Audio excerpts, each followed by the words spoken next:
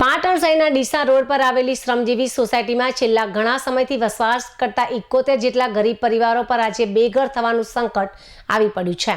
City survey સુપ્રિન્ટેન્ડન્ટની કચેરી દ્વારા આગામી 9મી એપ્રિલ સુધીમાં તમામ બાંધકામો દૂર કરવાની નોટિસ ફટકારવામાં આવતા આજે સોસાયટીના તમામ સભ્યોએ પાટણ નગરપાલિકા ખાતે ધસી જઈને ચીફ ઓફિસરને રજૂઆત કરવા આવી પહોંચ્યા હતા।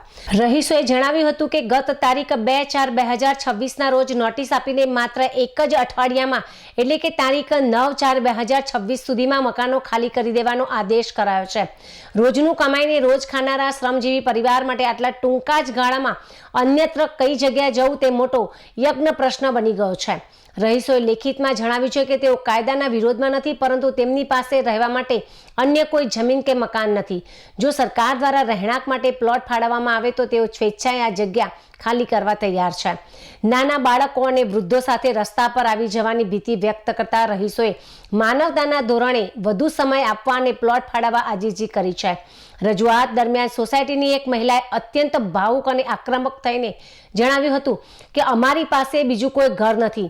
જો અમને રહેવા માટે અન્ય જગ્યા ફાળવવામાં નહીં આવે અને અમારા મકાનો તોડી પાડવામાં આવશે તો અમે શ્રમજીવી સોસાયટીમાં જ આપઘાત કરીને જીવન ટૂંકાવી દઈશું। અમે 50 વર્ષથી શ્રમજીવી વિસ્તારમાં રહીએ છીએ।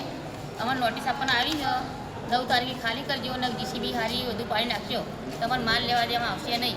એ બધું તમામ ખર્ચો તમારે કરવો પડશે એવું અમને કંઈ ગયા આરતી આપવા માટે આવ્યા।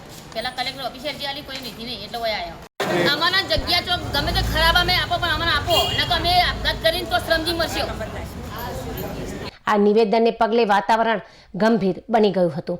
શ્રમજીવી સોસાયટીના રહીશોએ નગરપાલિકા અને સરકારને નમ્ર અપીલ કરી છે કે ગરીબ માણસોના હિતમાં નિર્ણય લઈ તેમને ઘર વિહોણા થતાં બચાવવામાં આવે અને યોગ્ય પ્લોટની ફાળવણી કરવામાં આવે તેવી માંગ કરી હતી। 50 વર્ષથી રહીએ છીએ, 30 ખાડા ઊંડા હતા, અમે ખાડા બૂરી અને અમે 50 વર્ષ અમને થયા।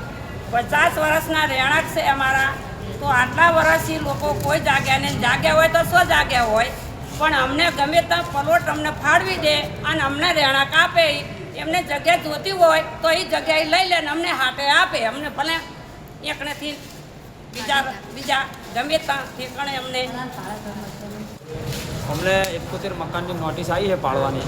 હવે અમારી એક જ માંગ છે નગરપાલિકામાં ચીફ ઓફિસર સાહેબ કે અમને કોઈ સારી જગ્યાએ અમને પ્લોટ ફાળવી આપે અને અમને તો જગ્યા આપી દે।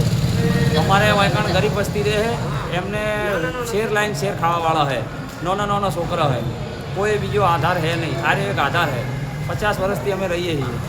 હવે અમારી એક જ માંગ છે કે અમને બીજી જગ્યા આપે, અમે આ જગ્યા ખાલી કરવા તૈયાર।